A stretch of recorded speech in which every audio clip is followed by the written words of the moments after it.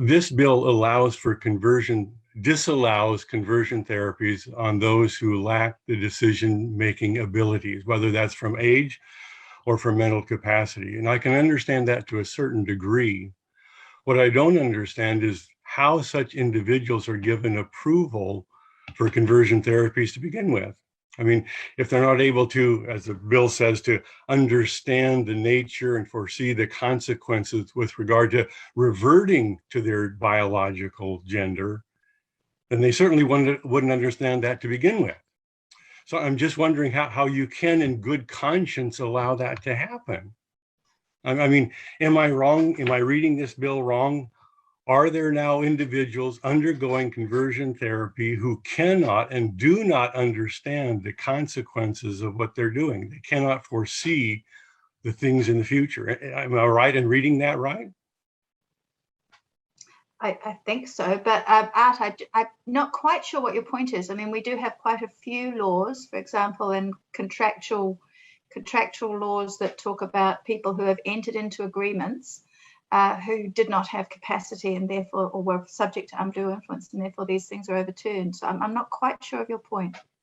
Okay, we have people undergoing these conversion therapies from girl to boy, boy to girl, who do not understand the future. Okay, and what this bill is saying is, because they don't understand that, then we shouldn't be able to talk to them about it. But that's to begin with, they don't understand that. Yes, Dr. Carey? Sorry, I just wanted to clarify in what you're saying.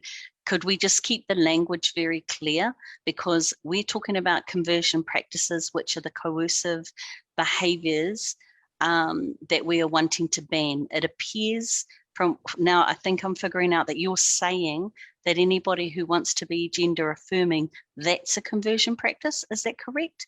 Otherwise, I'm very confused by what you're saying. Yeah, okay, I guess I am saying that those who undergo that conversion therapy to go from a girl to a boy or a boy to girl, that is a conversion practice, is it not? Okay, no. Under the bill, no. So under the bill, no. In reality, yes. But no. Oh, sorry, I don't mean to. This is your time to speak, but we just need to make sure that the language is very clear.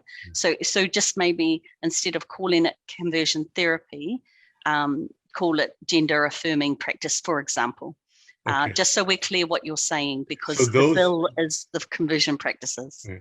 Those undergoing gender affirming practices?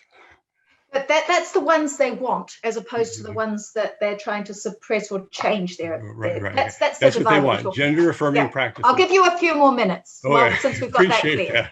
That. But the fact is, they do not. They cannot understand the future consequences. They are already in that position of not knowing. They can't understand all this to begin with, and it's because of their lack of decision-making ability that I cannot come along afterward and say, oh, you got to think about this. It's because they don't have that ability, which to me means they shouldn't be making that decision and going in that direction to begin with, because they lack that ability. The view of human sexuality of an 8 or 9-year-old is totally different than one who is 18 or 19-year-old. In my view, then you ought to wait till you're 18 or 19-year-old understanding these things to be able to make that decision. Okay, so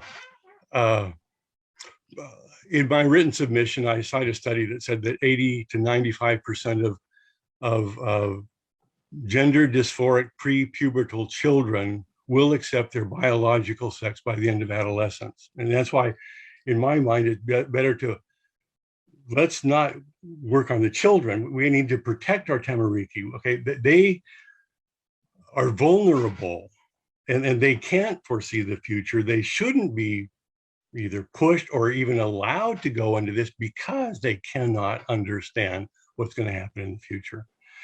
As I said in my written submission, I am against those abusive and coercive practices that would get a person to revert to their original gender. And I'm also very concerned that this bill would not allow me to work with individuals who come to me for counsel. But this bill ought to be defeated, I think, simply because it clearly allows, I call it gender conversion, you call it, what did you call it? That other practice. Gender affirming affirming. a person's, Gender affirming affirming a practices, person's okay. preference. Yeah. Affirming a person's preference rather than trying to change or suppress it. Okay, because it allows that for individuals who lack proper decision-making capacity. Well, that's my submission. I don't know if you have any questions or whatever.